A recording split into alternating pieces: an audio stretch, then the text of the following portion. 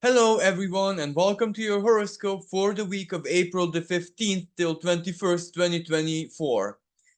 What a week we are ahead of, or better said, this is where the intensity is definitely going to be growing this week. However, we are all, I don't like to say this, but I have to, that we're already in a way used to the overtone of this period, which is incredibly chaotic, unsettling.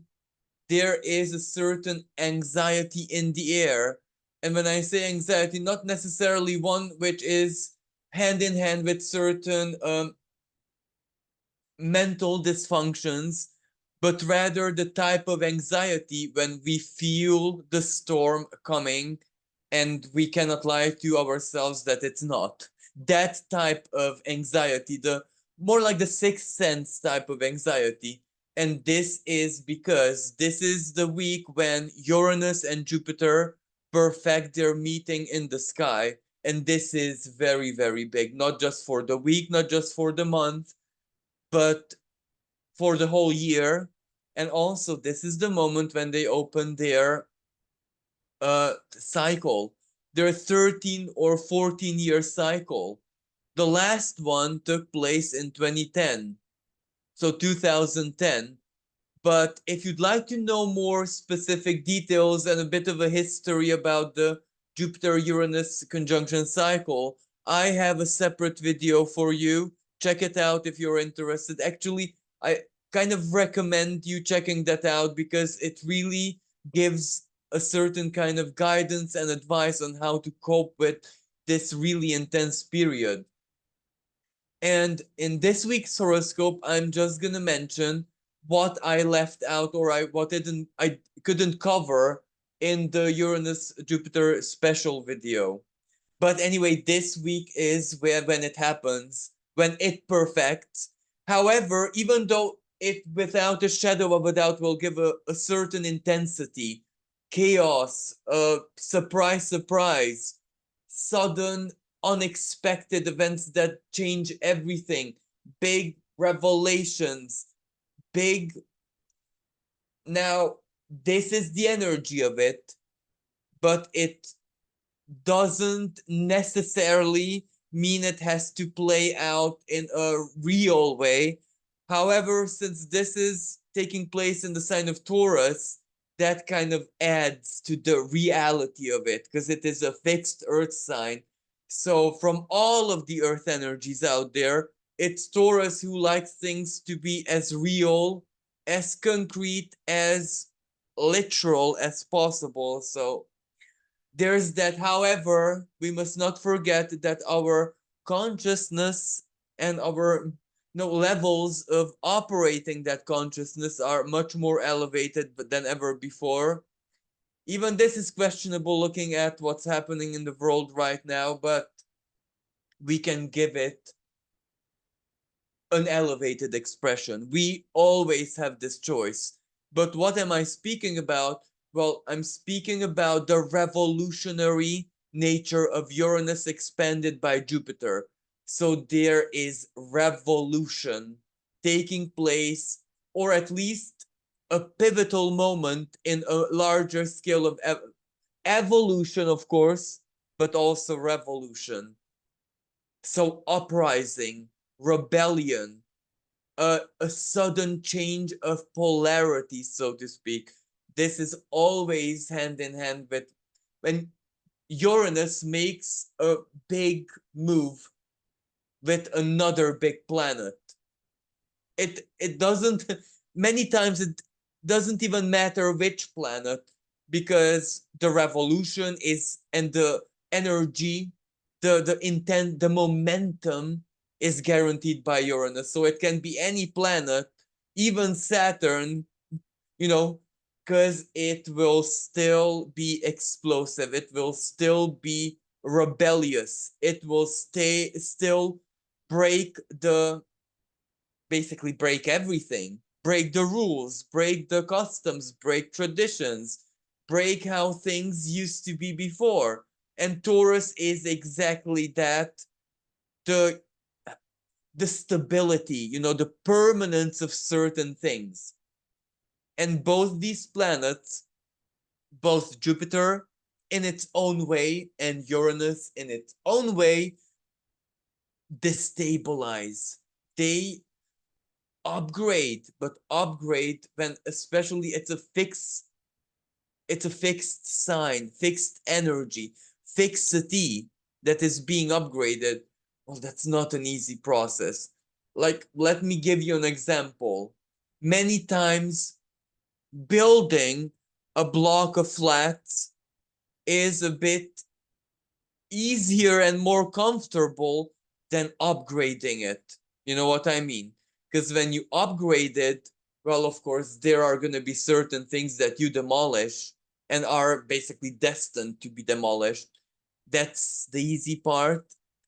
Protecting the structure's integrity, that's the hard part, because that will require a lot of brains, a lot of foresight, a lot of thinking, a lot of visionary work in the most literal and real sense, Taurus engineering work. But all of that specific is actually Uranus, the foresight, the visionary, the upgrade. And Jupiter, you know, Jupiter by its very nature, optimism, right? Isn't optimism a certain kind of moving forward comfortably in the towards the future, towards better, towards growth, progress, evolution, you know? And even Jupiter many times is revolutionary, just in a totally different kind of expression. Sorry, like Sagittarius is very revolutionary, and it's its home sign. So, but the Sagittarian slash Jupiterian revolution many times is in philosophy, in thought, in schools of thought, in higher thinking, in religion, even. It is many times permissive, because that is evolution. It becomes permissive. Non-permissive is more Saturnian. So enough of this astrological, you know, alchemy. You get the picture. There is a massive quantum leap moment happening. If this energy at around 21 degree of 49 minutes of Taurus, more specific, but if you have any planets around, let's say 19 to 22, 23 even degrees of the fixed signs, you're gonna be feeling this very strongly, and there is a big chance that it plays out in a direct way in your life, one way or another. Now, of course, what does this mean? This can represent, you know, a personal quantum leap, even if it's uncomfortable, depending on where it is in your chart. Is it first house? It may have something to do with your physical appearance. For some people, it can actually represent a dramatic makeover. And you might say, well, how is that so, I don't know, life changing? Well, imagine when someone, let's say, is a more traditional person, and something, Jupiter Uranus something happens. Let's say in their head, in the sense of mind, because sorry, Uranus is higher thinking, in a different way than Jupiter, but you know, it's very cerebral, but it's their the higher thinking, like quantum thinking, thinking outside of the box in any way, shape, and form. That can very well be Uranus. So something happens and they decide to really, really change their physical appearance in a very big, drastic, dramatic way. And because of that transformation, because of that change, they attract a partner, because all of this opposes seventh house, let's say. So you see how one is correlated to the other and how that is truly life-changing in so very many different ways. But it can also be public image. You have a talent and you were shy about expressing it in a bigger way. Jupiter is there. Uranus gives you that moment of, let's say, positive craze when you decide to express it. And there it is. It changes you. It changes, let's say, your 11th house. Why? Well, you will definitely have more social connections and new friends and maybe even new aspirations, new philosophies, new principles, new ideas, definitely new communication. But you get the idea. Is it in your second house?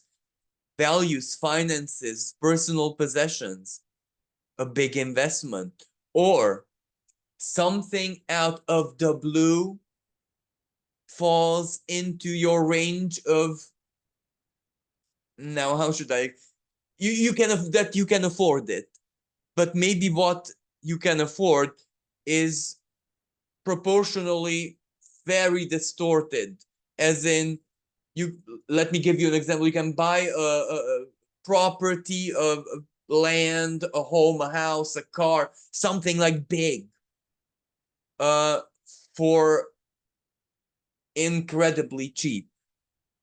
How it gets to you may be very karmic, but this is one expression. Okay, that energy gets out of your second house, a quantum leap, and it may land in your fourth house, like your land, a piece of land that you just own.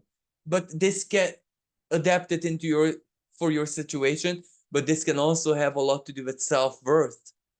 What will reflect a totally different kind of self-worth back to you, which you cannot help but believe. Jupiter and Uranus comes with the realness.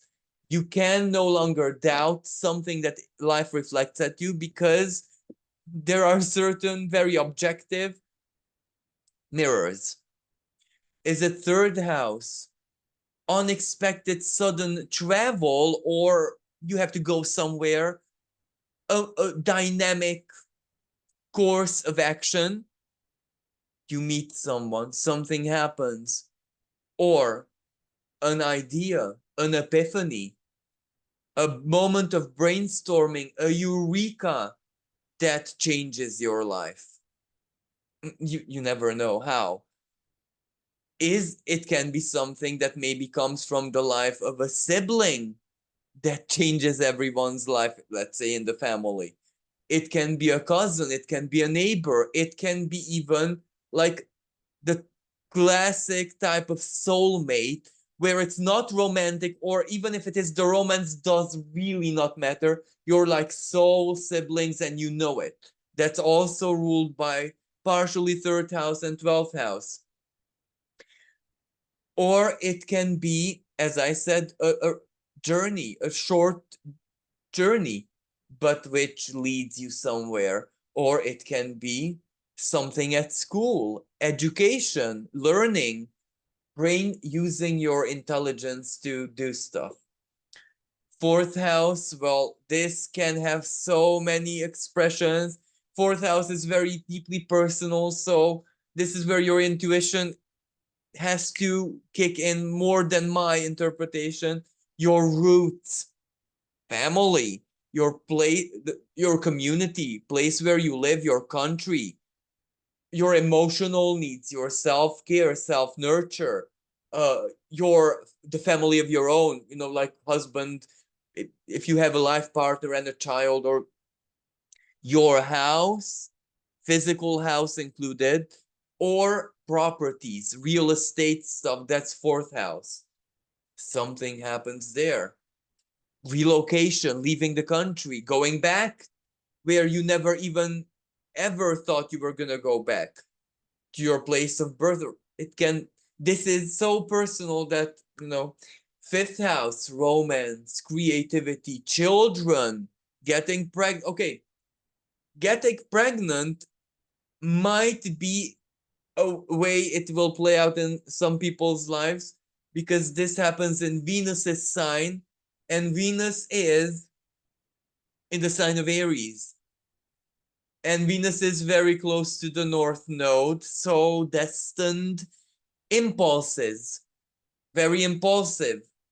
You see, you know what I mean.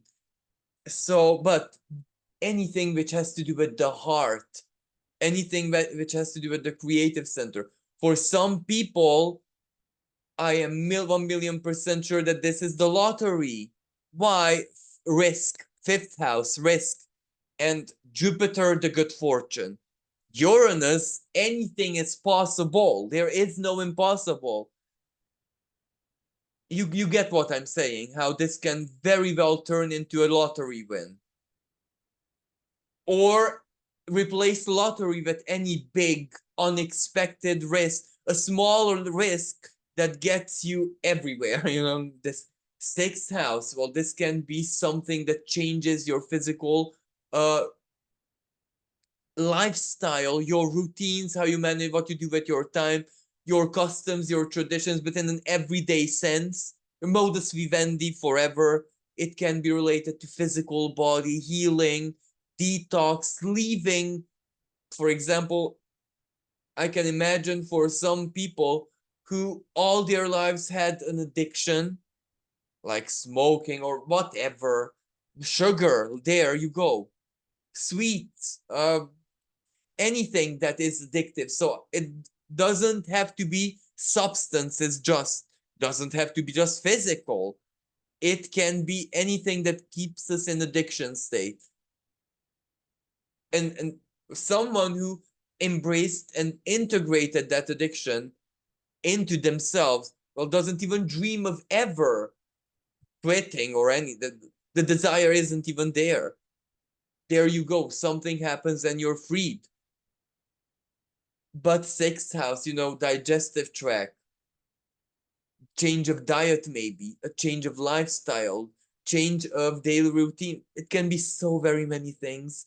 And at work. But when I say at work, don't necessarily understand the sixth house as career, but rather how that career or whatever plays out daily. So what you have to do every day.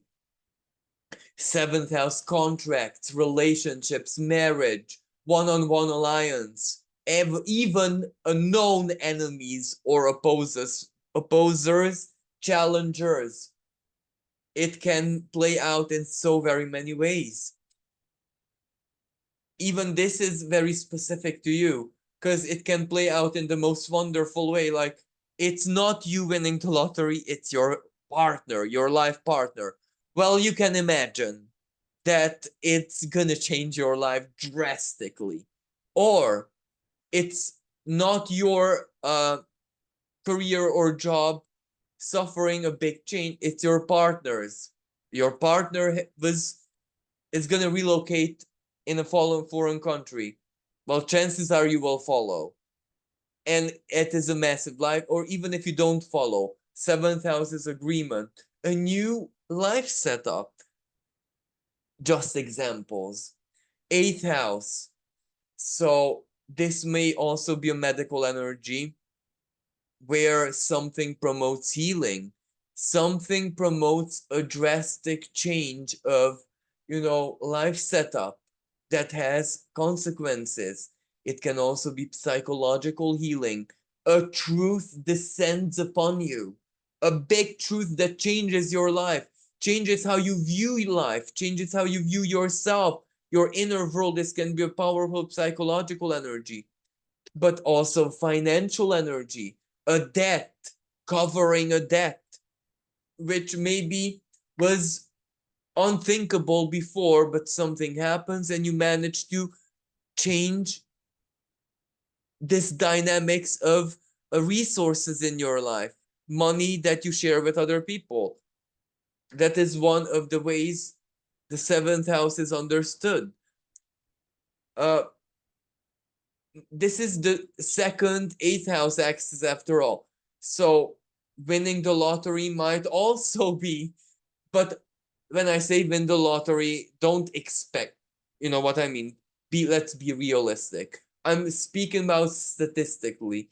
I know that this is bound to happen in the lives of certain fortunate people or Uranus. Sometimes that kind of money is not always good fortune, you know what I mean? But then it is a powerful life lesson. So, eighth house, something dramatically changes your life, transformation. The transformation is really guaranteed here. Ninth house, new worldview, a new way to understand the life, new outlook, new aspirations, new philosophies, new religion, or becoming free from religion, embracing your own unique spirituality, anything that has to do with courts of justice, and that's the seventh house as well. Anything legal that changes your life, transforms it around, deciding to go on a study, higher education, a new study, new university, new whatever, that is going to be definitely, without a doubt, part of some people's lives. Is it 10th house, soul path, career, something that you dish out to the world? Because if the fourth house is root, then the 10th house is exactly what you, how you influence, how you impact the world, whatever that means to you. A collective energy, how you appear, your public reputation, for example. 11th house, personal hopes and dreams. Something changes how you envisage your retirement. New friends, place in society, social connections, uh, anything, even groups of people that you share certain ideals with. New friend, fated ally, something, becoming part of the group, a group. And of course, 12th house, deeply psychological energy, the past, the distant past, hidden enemies, for example. Um, Anything that has to do with karma. Even the eighth house is very karmic, don't get me wrong. Uh, our unconscious, everything that we are not aware of usually. A big moment of truth, a big moment of awareness. Jupiter likes being in the 12th house. So it can be a destined moment, a destined element may play out. But as I said earlier, um, it really doesn't matter if it converses with anything in our chart or not so much, because even if it is not coming into your life directly personally, whatever happens in the world can be a massive influence in one way, or like financially, let's say something happens in your country or in your community that changes everyone's, the whole community's financial situation, let's say, that you're affected immediately and you did not expect it. Something happens to a family member, child, lover, best friend, and you know, you're still gonna be very affected. You know what I mean? Or something happens energetically, let's say the most subtle, you will still feel it, and guaranteed your behavior will change and your value system will change, because the very core of this energy is value system, and nature is going to change with it. So, and before this energy, let me specify, perfects on the 20th or 21st of April, but we can consider it very strongly operational all through the week, because the two planets are extremely close to one another. Only 1 degree or less separates them.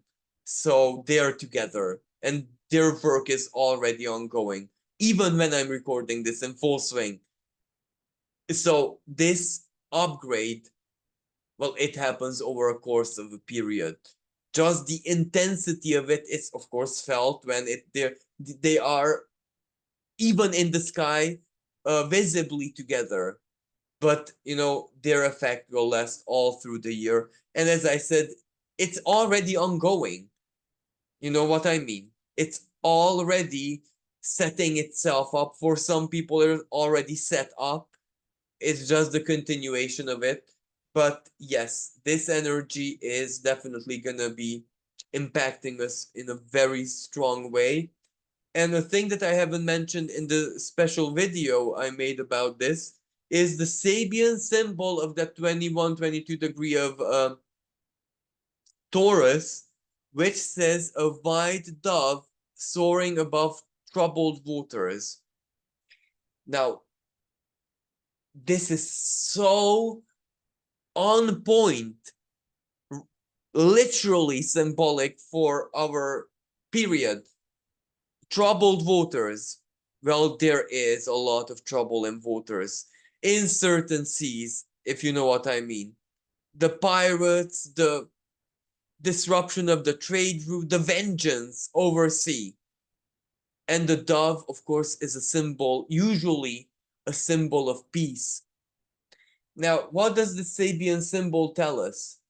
That many times truth is not necessarily in the most literal things.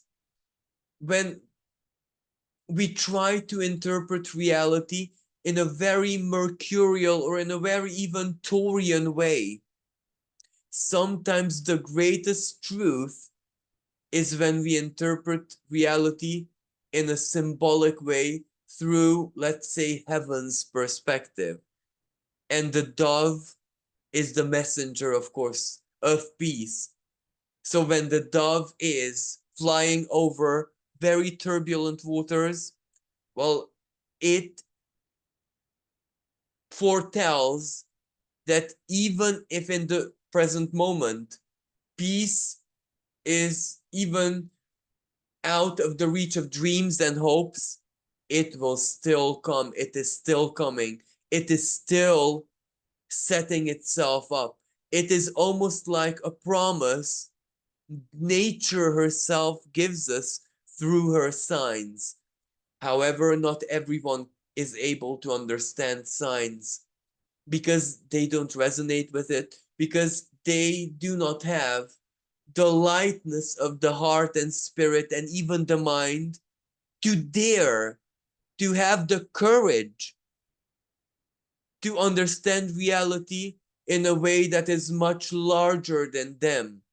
You know, if nature is able to speak to us in symbols, then that means our empirical knowledge is a bit futile because nature's very own is infinitely greater than ours and we are safe all along. You know what I mean? On one hand, we don't need all of this technology to be safe. On the other hand, uh, if we want to be safe from nature herself, then that's the biggest solution because she will always have the upper hand. Now, how will this play out in our lived reality? Well, that is to be seen. But Uranus has a lot to do with technology. This conjunction is hand in hand by the degree orb with Pandora, asteroid Pandora. So something is going to be revealed for what it truly is, good and bad, because Pandora was left with hope in her jar. And hope is the greatest power in the universe, and that's even in a quantum sense. You know what I mean? Let me just give you an example. Before what we interpret as the Big Bang, what was there? Nothing. No, there was hope. The dream of it. You know what I mean? So, yes, but there was also a lot of bad unleashed. So, this will speak to us in a big way, in a big symbolic way. Whatever happens will have a strong symbolic value, especially the part which nature speaks. So whatever nature will do around this time is going to be highly symbolic. But there is also Jupiter. You know, Jupiter is exactly the white dove. that there is such a thing as higher understanding, higher knowledge, divine knowledge. And when that speaks, that is worthy to be listened to. So, yes, but besides this, there is there is so much else going on in the sky that adds to this energy. And what is going on besides this has a certain impact and relevance of its own. Because, for example, Mercury and Venus are going to conjunct Chiron on one hand, Mercury for the second time out of three. But both of these planets are also going to activate 19 degrees of Aries, the eclipse point. Mercury, a different a new a new layer of understanding, communication. So this isn't important just for the larger Mercury retrograde season, which will ends on the 24th of April, but it is also important for the eclipses part, our understanding of where fate is trying to get us with the eclipse, because the eclipse energy is still very much ongoing. And the other hand, Venus, how we feel about it, how this changes our lives in value system, because you can imagine the conjunction takes place in Venus's sign of Taurus. So Venus is involved, and whatever Venus is doing in the sky matters. And yes, she is going to be activating the eclipse point. So the value of it all, may that be a psychological energy, what we love collectively, who we love collectively or individually, may that be financial, may that be, attraction, quantum attraction. You know what I mean? Venus, quantumly activated by this Uranian conjunction in her sign and in her earthly sign. So it's not just philosophy and thought, Libra, it's real. And even philosophy and thought, Libra is involved here, because when Venus conjuncts the North Node, that's also part of the week, she's going to oppose the South Node, activating her other sign of Libra. So, yep, and Venus is in exile in the sign of Aries. So there's also that. But let me show you all of this. So we're on the 15th, and on the 15th, Mercury retrograde conjuncts Chiron. So this for the second time. So as I said, this adds a new layer of understanding to our wounding, what we need to do to heal, or where our wounds are taking us. For some people, quite literally. Like, let me give you an example. Someone had this horrible back problem for many, many years. The eclipse triggers something, a pain or an inner rage, and they said, I had enough of this. I'm actually going to the chiropractor. I'm going. They go to the chiropractor. Destiny connects two souls like that, and something comes from there. And this is where you might say the back pain, how is that karmic? That's in a way so minor, but where it gets you the wound, that's major. And this, in my example, the wound was just the tool, a catalyst. It didn't even matter, you know? But Chiron, there we go. For other people, it's a deep soul wound. For other people, still, for example, especially if that Chiron conjuncts their natal Chiron, or a very important personal planet they might have in Aries at that 19th degree, it might be the type of soul wound which goes back to previous lives. So, sometimes the wound matters. So sometimes the wound is the star of the show. Other times the wound is just unimportant, yet not not important yet not important, a tool which gets a vessel, so to speak. So Mercury activating this adds a different layer of understanding. I have a separate video about this. Check it out if you're interested. And also at the beginning of the week, uh, there is a square between Ceres Mercury, sorry, Chiron Mercury and Ceres in the sign of Capricorn. So on one hand, that means food crisis. Another layer to it is triggered, but we can already see how it plays out in the world stage. Individually, maybe it just means some episodes of cooking disasters, but not, maybe you laugh about this a lot in a few days and weeks, but this can also represent Ceres in Capricorn. Nurture, but power. When the nurture is power, you know, campaigns, elections, the political system is trying to feed because they have upcoming elections. In some parts of the world, the elections are even ongoing.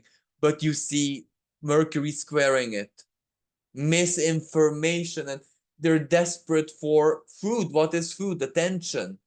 Votes that gives them you got my idea. I'm not even gonna go further. Moving on to the 16th. Well, the relevant aspect here is that Mercury activates eclipse point.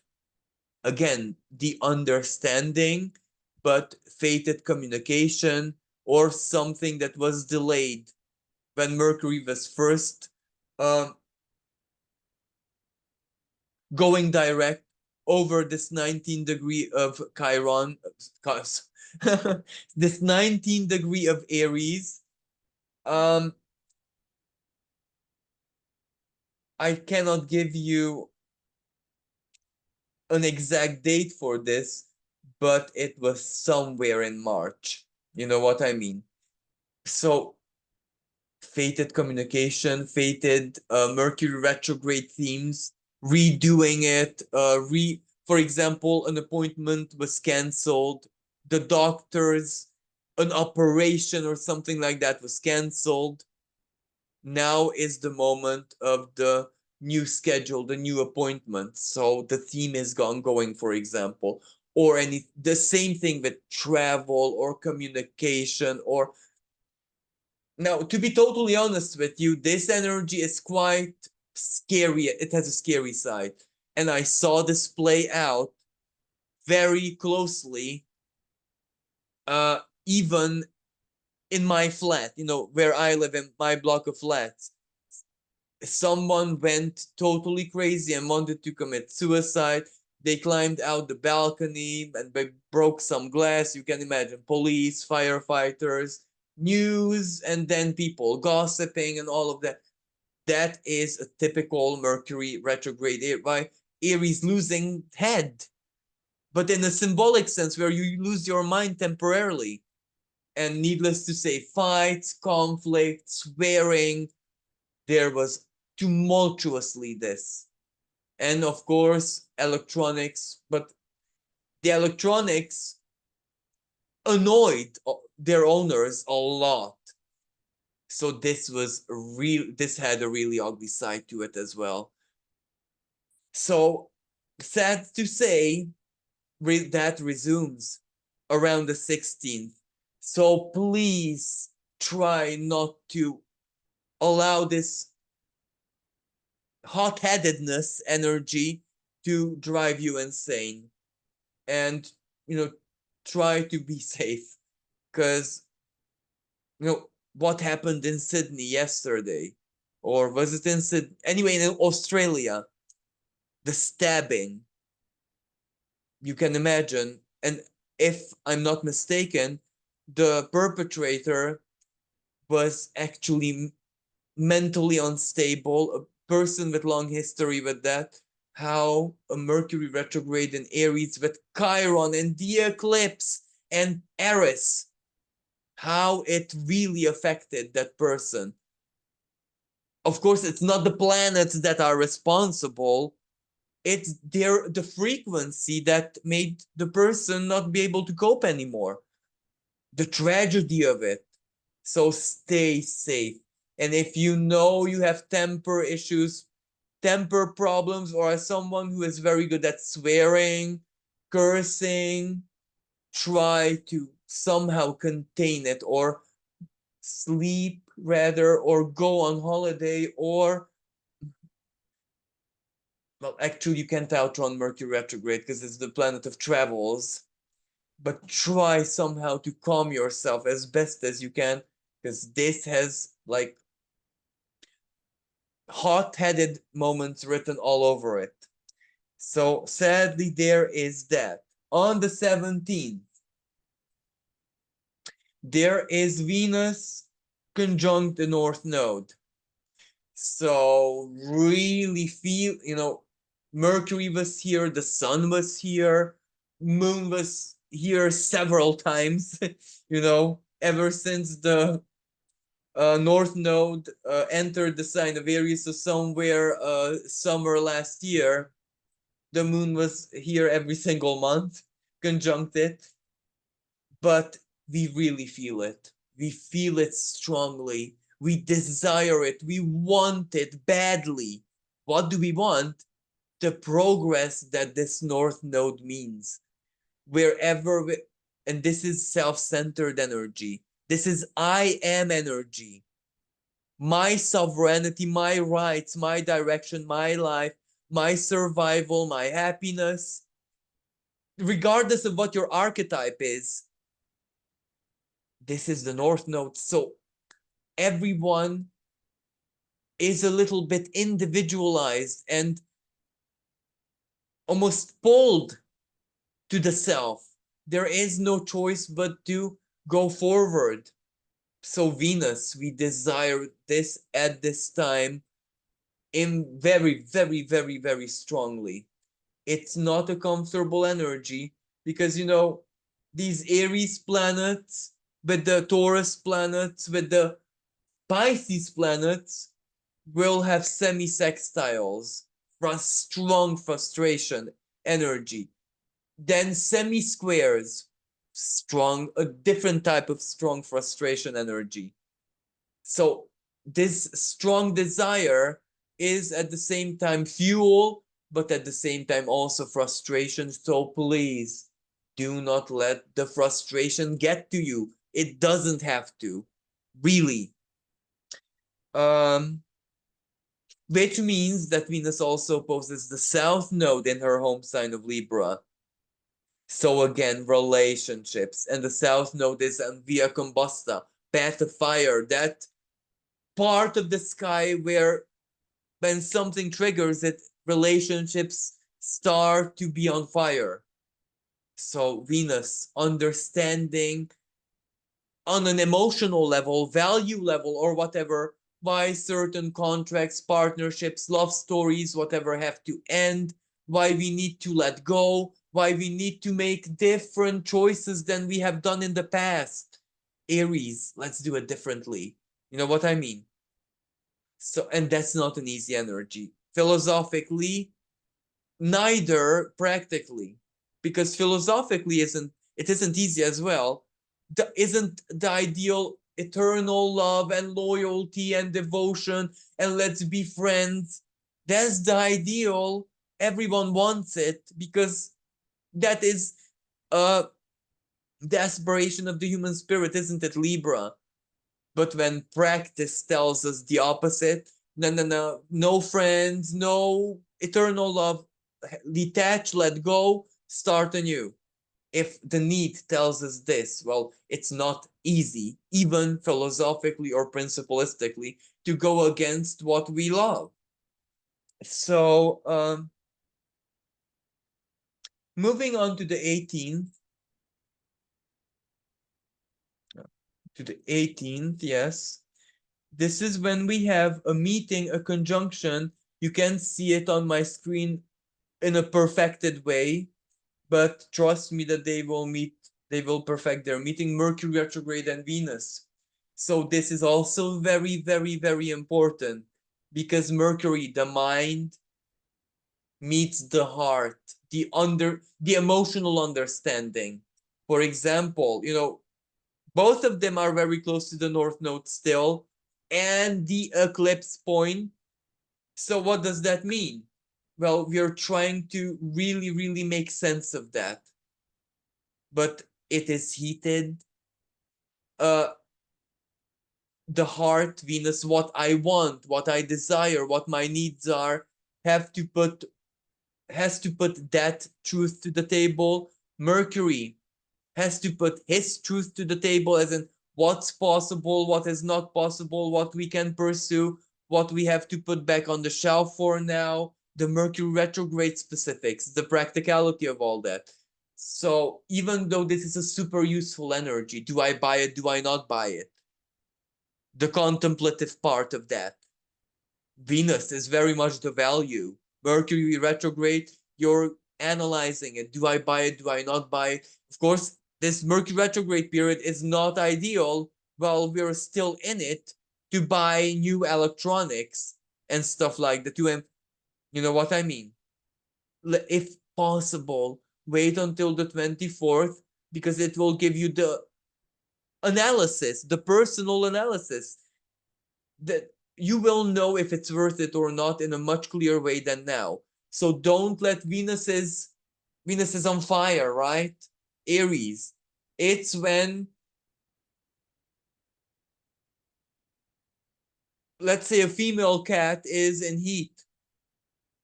She will sing. I can tell you that. She will sing her heart out.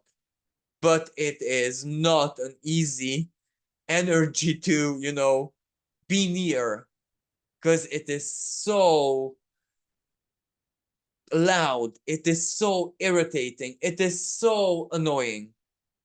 And that is how this Venus is gonna feel like. But why? Because Venus is hell bent on letting us know what she wants. And Mercury has to understand, has to find ways how to give it. But then again, both of these are also karmically impacted by the North Node and eclipse. So this is where the nitty gritty, that which is not important, not significant, won't even matter. This is where what matters so very much. So imagine the intensity of this energy we need. And the mind is not going to be very cooperative. It's going to be distracted. It's going to be on fire, basically. But, with Chiron in the area, this also turns against the self in the sense that we catch ourselves not paying attention and we chastise ourselves. So, you know what I mean? This is where even self-discipline can go a bit bad.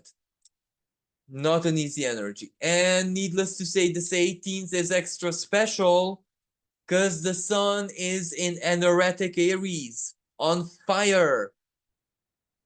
Aries is the warrior, heat, conflicts, the battering ram. Energetic sun in Aries is exactly the ram.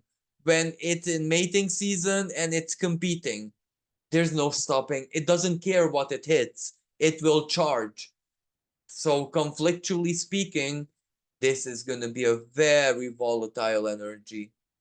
Mercury, Venus are on fire. Chiron is on fire. North Node is on fire. And the South Node is in Libra, affected by all of this. Then we move on to the 19th, when we have Venus conjunct the eclipse point. Actually, no, it is not.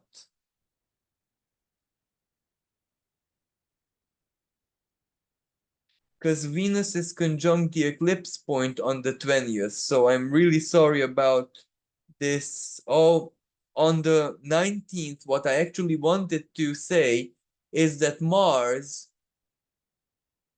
holds a sextile with the Jupiter and Uranus conjunction. Note that on the 19th, they're already conjunct by the degree. So it's ongoing. Mars sextile. Well, this is a very powerful spiritual and alchemical energy. Very, very, very, very powerful. When, Jupiter, Uranus, almost like a quantum gateway, like a stargate or whatever symbolism you want to use, something dramatic opening up to us. Mars is the fuel, the motivation, the let's use this opportunity. Mars in Pisces, spiritual power, spiritual energy, the strength of the spirit, the strength of karma, strength of dharma, charging the quantum energy. You can imagine that, okay, it won't be what we think it will be, but in a mercurial way, if we charge it, well, it will still have the charge. You know what I mean? It won't be how we think. We have no control over it, but giving it the charge, well, we already done something big. You know what I mean? Because the charge is, benevolence, love, value, I wish, I desire, let it be in accordance with the spirit Pisces, the divine, whatever, love. You can't go wrong. That charge is super helpful because it makes sure that with that quantum portal or whatever opening, we will attract even things that meet our charge. You know what I mean? Plus, minus, but seen in a quantum way, quantum particles, quantum entanglement, where it doesn't matter where a particle is in the distance of space, it can be as far as possible, but there is still a quantum entanglement between two particles, and one will feel the state of another, etc., etc. So this is why charging it is important. I want to say charge with intent, but remember, this is Piscean Mars, so it has to be divine intent. And divine intent is where, on one hand, you surrender to the divine in perfect trust that you don't need to surrender to the self, Aries. You know what I mean? Because being selfish or just focusing typically on something like we would usually do, it's not going to do anything. That just feeds into the Aries. Surrendering in perfect trust that the divine replaces what you should have done in Aries in a more perfect way than you could have done. As complicated as it sounds, this is the feeling, this is the alchemical frequency that has to operate. That perfect trust, that power of faith, of belief, of dreams, that is the charge that will activate in an idealistic way the Jupiter-Uranus conjunction, especially that Jupiter is ideal in itself. And the 19th is also important because the sun leaves the sign of Aries and enters into the sign of Taurus. And this is the starting moment when Taurus is one by one is going to host the planets which were in Aries. So the sun, Venus, and Mercury. And unfortunately, I have to say, this energy won't be any more comfortable than it was when it was in Anoretic Aries, because it squares Pluto immediately as it enters into the sign of Taurus. Pluto being at 2 degrees of Aquarius. Now, this square takes place every single year. It is nothing new. Maybe the fact that Pluto is in the sign of Aquarius is a bit new. However, with the massive conjunctions and the eclipse point being activated, I don't think this is gonna steal the show in intensity. Sun square Pluto, powerlessness, uncertainty. Who do we trust? What is true? What is not true value-wise? You can imagine World Bank, world economy, politicians debating economy, the wars ongoing, changing, influencing economy, trade routes being blocked will influence economy. You see how this plays out. It goes basically hand in hand with everything else that happens in the world. So it will just be one piece of the puzzle. That's why I'm not even gonna focus on it. And of course, we feel powerless financially and in so very many ways. But that powerlessness is not anything new. We're not comfortable with it, but it's one drop from the many. It is what it is, basically. But of course, it can be a certain kind of shock or a powerful financial reality check for some people, because it can, of course, have a lot to do with the Jupiter Uranus conjunction, financial as well. So there's that part. And on the 21st, actually on the 20th, Venus conjunct Chiron, activating the eclipse point, sorry. So again, the Venusian fact elements of the eclipse. May that be anything that has to do with love, connections, relationships, attractions, or of course finances, value, money. And on the 21st, Venus conjunct Chiron. So this is when all of the healing energy that is going on with Chiron being part of the eclipse, then conjunct Mercury, conjunct Venus, it was conjunct the sun, all of that. This is when we get the Venusian layer of that. So, for example, self-worth issue type of wounds, sexual wounds, I am wounds, but from a Venusian understanding. This is when that healing is either emphasized that it's needed or it's actually taking place, or the wound is charged in an attractive way. Where there's a wound, it might attract a healer to heal it. You know what I mean? Because how does a wound attract? Well, one is the patient, the other one is the healer, and the two need to meet. And because it's eclipse energy, maybe that meeting is very fated. So that can be an unexpected Jupiter Uranus. You would have never in a trillion years thought, but it happened. Yes, exactly to you. So there can be that expression, and also the moon will trine Pluto.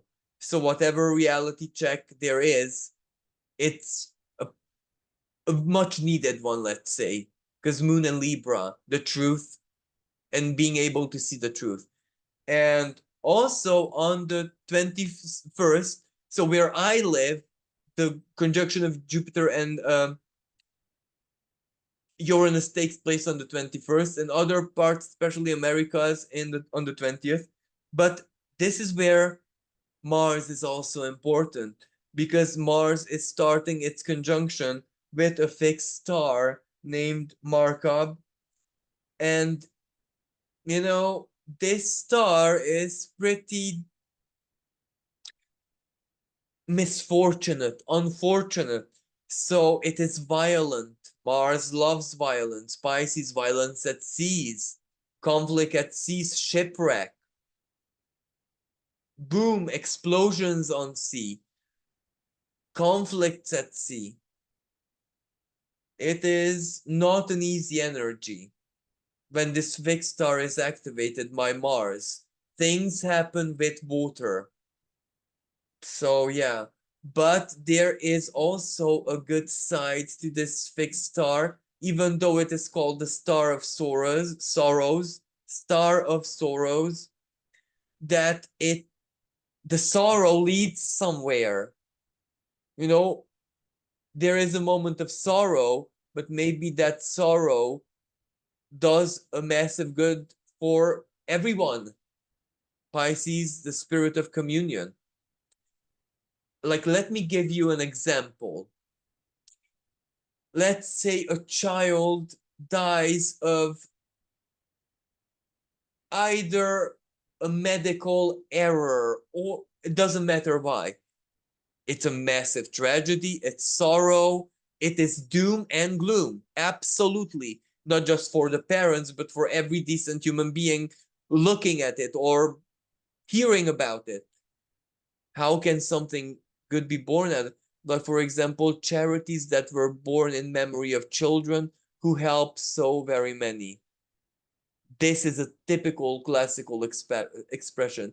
Sorrow, yes, but the spirit of compassion also using it. So, yes, this is what we can expect. So, if you'd like to know more again about this Jupiter Uranus conjunction, just check out my specially dedicated video, and let's watch our tempers. And it, even if it's gonna be scary out there, because it is gonna be scary. We The more scarier it is out there, the stronger we have to be in hope, in love, in belief of compassion. It doesn't matter if a situation is hopeless. What actually Saturn and Mars and Neptune want to tell us is that the divine is infinite. It's only the mind that is finite, and that shows us that something is impossible. The mind does not know in that sense. Mercury doesn't know because Mercury is finite. Jupiter is the one who has to dream about infinity, has hence the faith in it. It may not possess it, it may not truly understands it, but at least it grips it. It has peaks of it. So of course it believes in it. But then comes Uranus. Uranus is the one who actually is the gateway to infinite. And then there's Neptune, the essence of infinity itself. You know what I mean?